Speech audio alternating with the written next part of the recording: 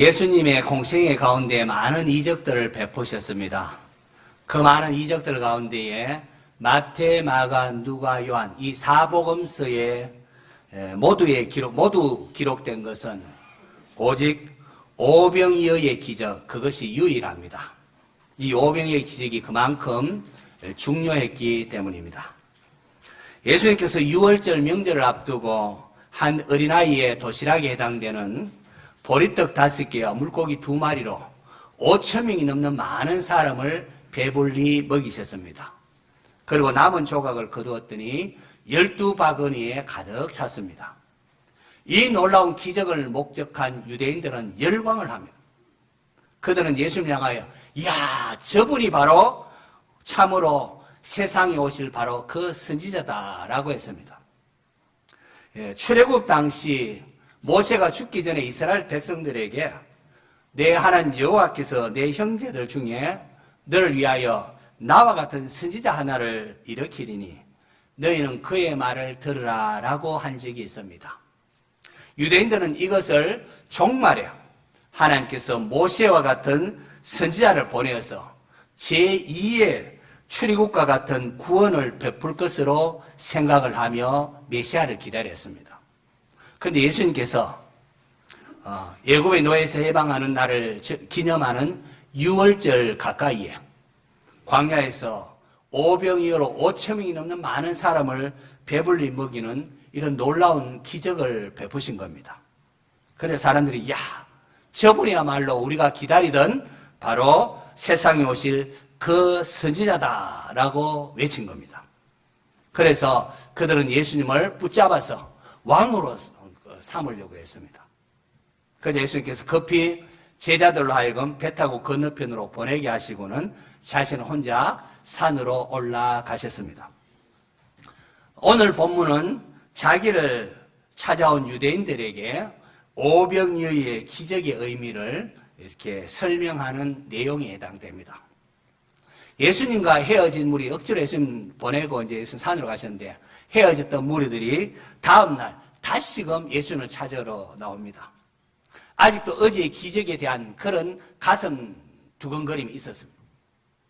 그들은 전날 밤에 예수님께서 산으로 가시고 배는 한 척뿐이었는데 그 한 척뿐인 배를 제자들이 타고 바다로 건너는 것을 봤습니다. 그러니 당연히 예수님 아직 여기 있겠거니 하고 다음날 무리들이 예수님 찾아 나왔는데 아무리 찾아봐도 예수님이 그곳에 계시지 않았습니다. 바로 그 전날 밤에 예수님께서 바다 위를 걸어서 제자들께로 가셨기 때문입니다. 요한복음에는 7개의 기적이 표적으로 나와 있다고 했는데 첫 번째가 뭐죠? 가나 혼인잔치 때에 물로 포도주로 바꾼 것이었고요. 두 번째 표적은 또 다시금 갈릴리 가나로 돌아오셔서 왕의 신하의 아들의 병을 고쳐준 겁니다. 그리고 세 번째는 우리 지난 주일날 살펴본 것처럼 명절에 예수님께서 양문 곁에 있는 베데스다 목가로 가서 거기 38년 된 병자를 고쳐준 겁니다. 그리고 네 번째, 7개 표적 가운데 바로 중앙에 네 번째가 바로 오병이어로 5,000명이 넘는 많은 사람을 배불리 먹인 이 사건입니다. 그리고 이 사건 곧이어서 또 5번째 표적이 나오는데 그거는 예수님이 물리로 걸어서 제자들에게 간 게 5번째입니다. 6월절 즈음에 오병이어로 5,000명을 먹이신 이 4번째 표적과 또 바다 위로 걸어가신 이 5번째 표적, 이 두 기적은 출애굽 당시 이스라엘 백성들이 광야에서 만나를 먹었던 것과 또 홍해 갈라져서 걸어서 걷는 그 사건들을 연상을 시키고 있습니다. 무리들은 예수님께서 떡을 떼시던 곳에서 찾아보니까 찾을 수 없으니까 바다 건너 가브나움으로 가신 것으로 다시금 생각하고는 너도 나도 배를 타고 예수님을 또 찾아 나섭니다. 많은 사람이 예수님을 찾아서 디베라 바다를 건너는 모습들, 작은 배를 타고 막 건너는 모습들 한번 상상해 보십시오. 얼마나 놀라운 전경이 펼쳐집니까? 사람들이 배를 타고 예수님을 찾아 헤매는 모습 속에 삶의 문제를 안고 주님을 찾는 우리의 인생의 모습을 보는 듯합니다. 여차 노를 저으면서 바다를 건너서 주님을 찾아옵니다. 백성들이 열정이 놀랍죠. 다음날 아침 또 예수님 찾았다가 없으니까 또 배를 타고서라도 건너편으로 열심히 찾아갑니다. 왜 그들이 이렇게 열정적으로 예수님을 찾았을까요? 예수님 언제 이곳에 오셨습니까? 예수를 만나서 외치는 무리를 향하여 예수님께서 말씀을 하시는데요. 그 예수님의 말씀 속에는 왜 무리들이 이렇게 열정적으로 주님을 찾았는가 알 수가 있습니다. 자, 26절 말씀 스크린 보시면서 우리 함께 읽도록 하겠습니다. 시작!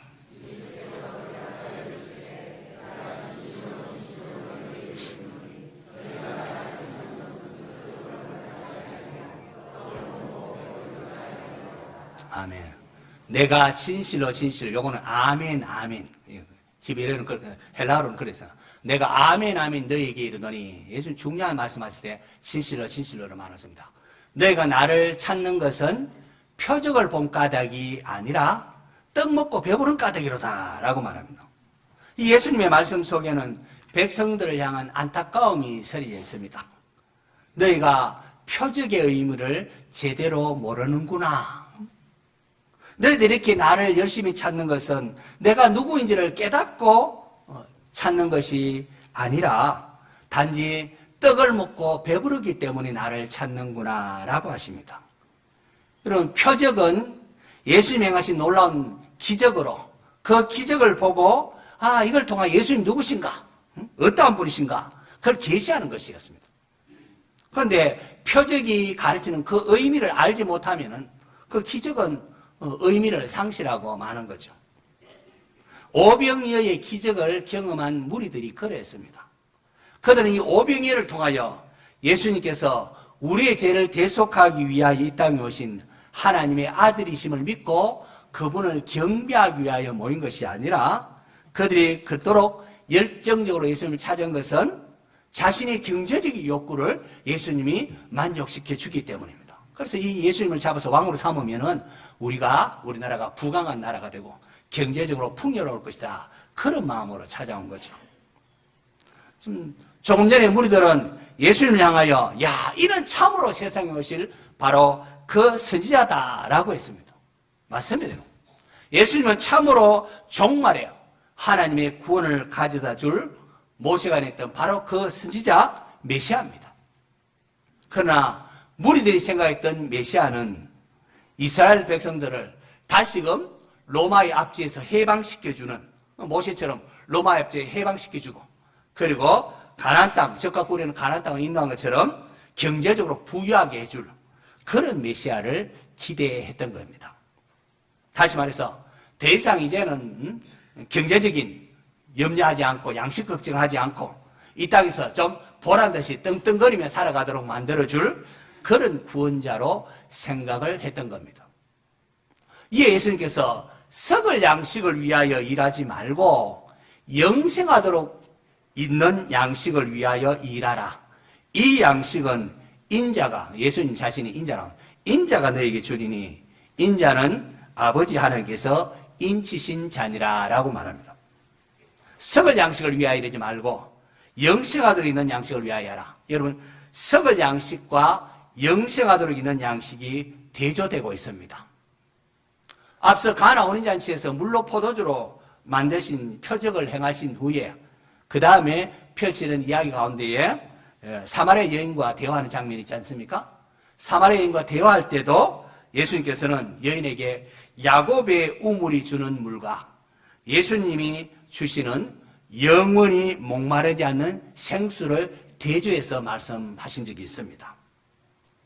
당신이 야곱보다 크니까 라고 한 여인들을 향하여 이 물을 마시는 자는 다시 목마르거니와 내가 주는 물을 마시는 자는 영원히 목마르지 아니하리라. 내가 주는 물은 그 속에서 영생하도록 솟아나는 샘물이 되리라 라고 말씀을 하셨습니다. 요한복음에는 예수님께서 표적을 행하시면, 기적을 행하시면은 무리들은 그 표적의 의미를 잘 알아듣지 못하고 오해를 합니다. 그러면은 그 다음 여러 가지 이야기를 통하여 예수님께서 이 표적의 의미를 설명해 주는 그런 구조로 요한복음이 기술되어 있습니다. 오늘 본문의 오병이어의 표적도 마찬가지입니다. 무리들은 오병이어로 5천 있는 많은 사람을 배불리 먹였을 때에 표적을 잘못 이해했습니다. 예수님을 단지 모세 정도의 메시아로 생각했는데 예수님은 모세와는 비교도 할 수 없는 존귀한 분, 크신 분이었습니다.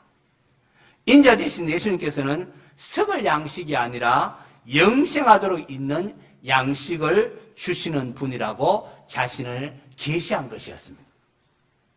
여러분, 세상의 모든 떡은 아무리 배불리 먹어도 시간이 지나면 다시 배가 고픕니다. 아무리 떡을 많이 먹는다고 해도 언젠가는 죽을 수밖에 없습니다. 그런데 예수님은 자신의 죽을 떡을 먹는 자는 영생한다고 말씀을 하십니다.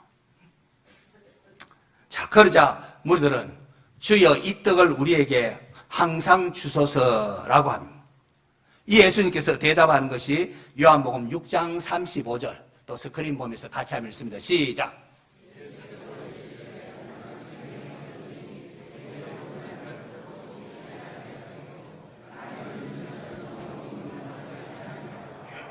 놀랍게도 예수님 자신을 향하여 나는 생명의 떡이다. 나를 먹으면은 더 이상 줄이지 않고 배고프지 아니할 것이다.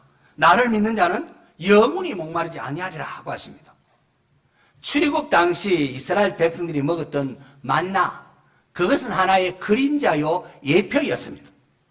진짜 하나님께서 주시고자 한 떡은 바로 세상의 생명을 위한 예수님 바로 자신이었습니다. 51절 보면 예수님께서 이런 말씀하십니다. 나는 하늘에서 내려온 살아있는 떡이니 사람이 이 떡을 먹으면 영생하리라. 내가 줄 떡은 세상의 생명을 위한 내 살이니라 라고 하십니다. 예수님이 살이네, 예수님 몸이라고. 오늘 우리는 이제 이것이 무엇을 의미하는지 알고 있습니다. 예수님께서 6월절 어린 양 잡힐 때에 체포되어서 잡힐 때에 그 잡히시기 바로 전날 밤에 바로 떡을 가지사 축사하시고 제자들에게 이런 말씀하신다. 받아 먹어라. 이 떡을 받아 먹어라. 이것은 내 몸이니라. 또 잔을 가지사 감사기도 하시고 또 주시면서 너희가 다 이것을 마시라. 이것은 죄사함을 얻게 하려고 많은 사람을 위하여 흘리는 바 나의 피 곧 언약의 피니라 라고 하십니다. 그렇게 하고는 곧이어서 예수님이 체포되어서 십자가에 피 흘려 죽으십니다.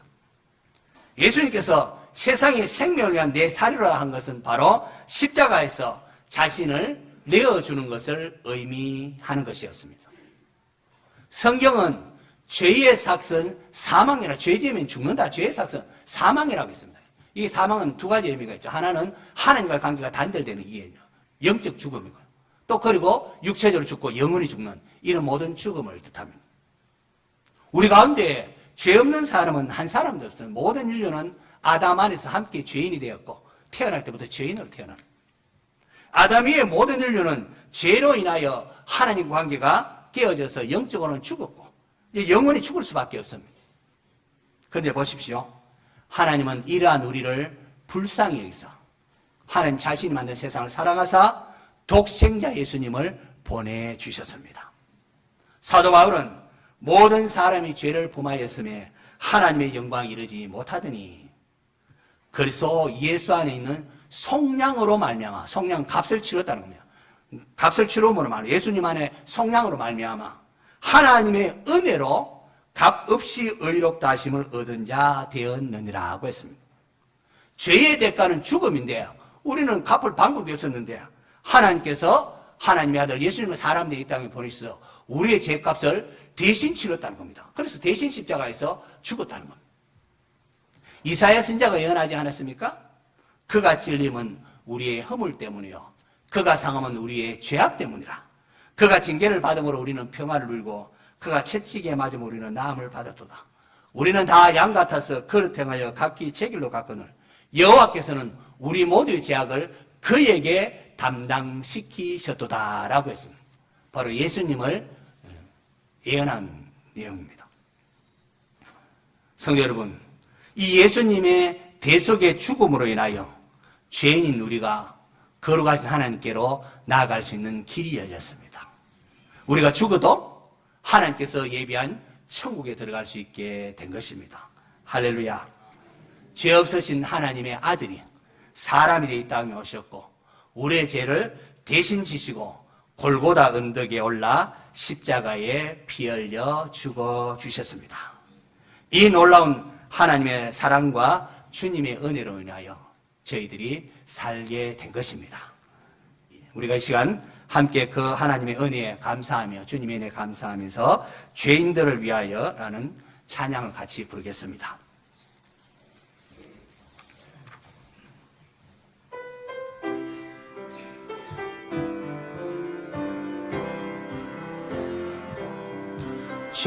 죄인들을 위하여 주님 찾아오셨네. 주 안에 생명이 있네. 죄인들을 위하여 주님 찾아왔으나 사람들 영접 안 했네. 예수 안에 생명 있네. 주님이 빛이 되시네. 예수 안에 생명 있네. 주님이 빛이 되신 주님 영접하는 주님 영접하는 자 하나님의 자녀요. 주 안에 생명이 있네. 주님 앞에 오시오. 어서 빨리 오시오. 주 안에 생명이 있네.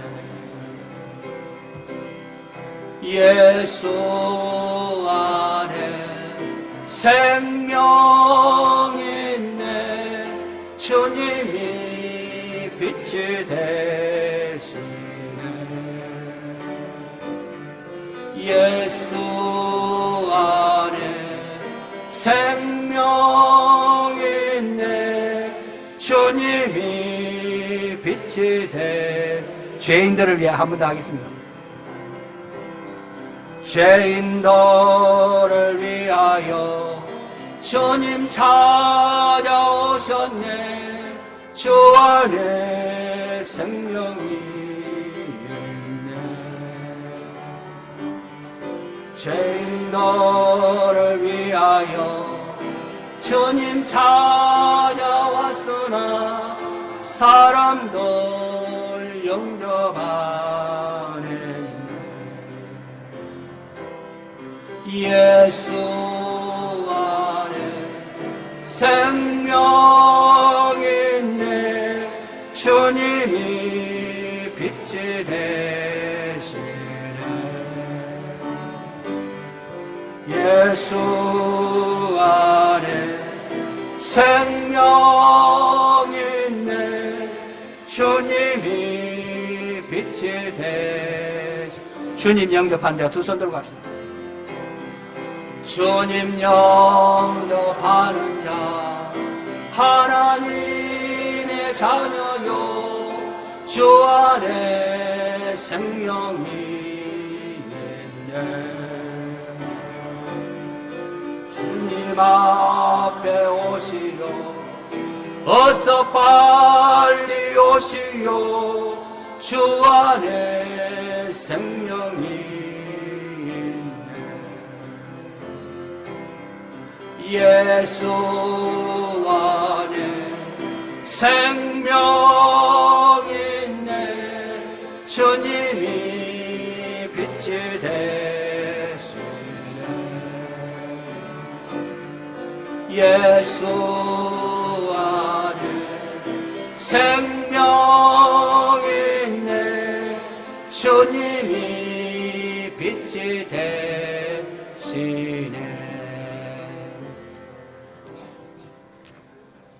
할렐루야. 예수님이 우리의 죄를 대속해 주심으로 말미암아 우리가 하나님께로 나아갈 수 있는 길이 열렸고, 우리가 세월이 흘러 육신은 죽어도 영원한 천국에서 주님과 더불어 영원히 살 수 있게 된 것입니다. 그런데 사람들은 예나 지금이나 영원한 생명보다 그저 이 땅의 것을 중시합니다. 육신을 배부르게 할 그 떡만 찾는 경우가 많습니다. 오병이어로 5,000명이 먹인 사건을 인하여 예수님께서는 유대인들에게 인기가 절정이었습니다. 많은 사람이 예수를 왕으로만 삼으니 우리가 이제 경제적 문제가 해결되고 로마의 압제에서 우리가 해방될 것이다, 그렇게 기대하며 열정적으로 바다를 건너 예수님을 만나러 가버나움까지 찾아온 겁니다. 그런데 예수님께서 진정으로 그들에게 주고자 한 것은 그런 한시적인 유한한 그런 육신적인 떡이 아니었습니다. 예수님은 사람들에게 영원한 생명을 주기 위하여 자신의 살, 그 자기의 몸을 주겠다고 그렇게 말씀하십니다. 그러자 그들은 당황을 합니다. 그것은 그들이 기대하는 게 아니었습니다. 그들은 이 땅에서의 경제적인 풍요와 또 정치적인 독립, 이런 것을 원했습니다. 어리석은 인생은 영생하는 떡보다는 눈에 보이는 이 떡에 더 관심이 많습니다. 결국 예수님께서 육신의 양식이 아니라 참된 양식, 참된 음료에 관하여 말씀하시자 많은 사람들이 주님의 곁을 떠나갔습니다. 오늘 저와 여러분은 어떻습니까? 오늘 우리의 관심은 무엇입니까? 주님 앞에 나와서 여러분 무엇을 간구하고 있습니까? 우리 역시 어떻게 하면 부자가 될 것인가? 어떻게 하면 이 땅에서 높은 지위와 명예를 누릴 것인가? 여기에 관심을 가지고 있지는 않습니까? 물론 우리는 하나님께 여러 가지 것들을 기도할 수가 있습니다. 하나님 우리 아버지시 때문에 이 땅에 살아갈 때 일용할 양식을 얼마든지 구할 수가 있습니다. 건강도 필요해서 건강도 구할 수가 있습니다. 그러나 여러분, 이런 이 땅의 것이 우리의 삶의 궁극적인 목적이 되어서는 안 됩니다. 왜냐하면 이것은 영원한 게 아니기 때문에 그렇습니다. 베드로 사도는 모든 육체는 풀과 같고 그 모든 영광은 풀의 꽃과 같으니라고 했습니다. 이 땅의 모든 것은 한 해 한 해 세월이 흘러가면 낡게 되고 떨어지게 됩니다. 사라질 때가 옵니다. 죽음이 찾아오면 물질이 무슨 소용이 있습니까? 이 모든 게 다 헛된 것이 되고 마는 겁니다. 예수님께서는 썩을 양식을 위하여 일하지 말고 영생하도록 위하여 있는 양식을 위하여 일하라라고 하십니다. 썩을 양식이 아니라 영생하도록 있는 양식을 위하여 일하는 것, 그건 바로 하나님의 나라 일을 행하는 겁니다. 자, 그래서 예수님께서 영생하도록 있는 양식을 위하여 일하라라고 하니까 어떻게 하여야 하나님의 일을 하오리까? 하나님 일을 하는 것이 영생하도록 있는 양식이라는 걸 알 수 있습니다. 그렇게 묻습니다. 그때 예수님께서 대답하기를 하나님께서 보내신 일을 믿는 것이 하나님의 일이니라. 예수님을 믿는 것이 하나님의 일이라고 했습니다. 예수님 누구십니까? 예수님은 하나님의 아들이십니다. 그분의 죽음은 바로 우리의 죄를 대속한 대속의 죽음입니다. 이 사실을 믿습니까? 그 예수님을 믿으라는 겁니다. 그 예수님을 믿고 우리를 위해 행하신 놀라운 복음을 받아들이면 삶이 달라져야 합니다. 성경에는 이 생명의 떡을 먹고 삶이 변화된 수많은 사람들의 이야기가 나와 있습니다. 인생의 행복을 찾아 헛된 것을 쫓았던 사마리아 수가성의 여인, 예수님을 만남으로 삶의 참된 의미를 발견하고 기뻐했습니다. 왕따의 서러움을 알고 그저 돈밖에 몰랐던 여리고의 세리장 삭개오, 예수님을 믿고 난 이후에 자기 소유의 절반을 가난한 자들에게 나누어주는 그런 사람으로 변화가 되었습니다. 죄수들이 타락한 줄로 알고 자기라고 했던 빌립보 간수 보십시오. 그는 이제 자신의 인생이 끝났다 하면서 죽으려고 했는데 바울과 실라가 전하는 예수님을 발견하고는 그와 그의 온 집이 예수님을 믿고 구원함을 받아 즐거워했습니다. 돈을 벌기 위하여 이 나라 저 나라 장사하느라 돌아다녔던 자주장사 루디아, 예수님을 믿고는 자기의 집을 예배 처소로 제공하며 유럽 최초의 교회가 거기에 세워지지 않습니까? 세상이 전부인 줄 알고 살아가다가 생명의 떡이신 예수님을 만나고 예수님을 믿고 자신의 전 생애를 하나님의 영광을 위하여 초기와 같이 희생하며 기쁨으로 살았던 수많은 믿음의 선진들이 있습니다. 바울 보십시오. 그는 가마리엘 문화생으로 당대의 최고의 학문을 배웠습니다. 그리고 많은 사람이 부러워하던 로마의 시민권자였습니다. 하지만 그는 부활의 주님을 만나고는 이 세상의 모든 것을 배설물과 같이 여기고 예수님과 예수님의 십자가만을 자랑하며 그의 인생을 살았습니다. 베드로, 안드레, 야고보, 요한 이런 사도들 쭉 보십시오. 주인의 집에서 물건이나 훔쳐 도망을 쳤던 배은 망덕했던 노예 오네시모, 아무데도 쓸데없는 오네시모, 그가 로마 감옥에서 예수님을 믿고 새 사람이 됐을 때는 이방 선교를 하는 바울을 도와서 그야말로 바울이 내 오른손이다 할 정도로 나의 신복이다 할 정도로 그렇게 유익하고 유익한 사람으로 변화되었습니다. 성도 여러분, 이제는 우리가 결단해야 될 시간들입니다. 세상에 썩어질 것이 아니라 영생하도록 있는 양식을 위하여 일하는 성도가 되십시오. 생명의 떡인 예수님을 나의 구주로 영접하십시오. 생명의 떡이신 예수님을 믿는 자는 삶의 방향과 의미가 달라지게 되어 있습니다. 똑같이 직장생활하고 똑같이 장사를 해도 썩을 양식을 위하여 일하는 사람과 영생하도록 있는 양식을 위하여 사는 사람은 그 삶의 목적과 의미가 다릅니다. 주님은 제자들에게 무엇을 먹을까, 입을까, 마실까 그 걱정하지 말라. 그건 이방 사람들, 예수님 모르는 사람들, 하나님 알지 못하는 이방 사람들을 구하는 것이라고 했습니다. 예수님은 제자들 향하여 너희는 먼저 하나님의 나라와 하나님의 의를 구하라. 하나님이 온 우주 만물의 주인이심을 인정하고 하나님 나라가 세워지기를 구하라. 하나님 영광을 위해 살라라고 했습니다. 그러면은 너희들의 일용할 양식 무엇을 먹고 마실까? 그거는 하나님이 책임지신다는 겁니다. 하나님은 우리의 필요를 아십니다, 여러분. 우리가 뭐가 필요한지 하나님 아십니다. 오병이어로 5,000명을 먹이신 예수님이십니다. 그러므로 무엇을 먹을까? 무엇을 마실까? 이런 것으로 염려할 것이 아니라 어떻게 하면은 내 삶에 하나님께 영광을 돌릴 수 있을까? 무엇을 하는 것이 하나님께 영광이 될까? 이것을 먼저 생각할 줄 아는 성도 되시기를 바랍니다. 우리에게 영생을 주시기 위하여 십자가에 고난당하신 그 주님께 감사하시기 바랍니다. 그리고 날마다 이제는 하나님 영광을 위해 살아야지 결단하면서 이 일을 위하여 성령 충만을 구하는 우리 성도들 될 수 있기를 축원합니다.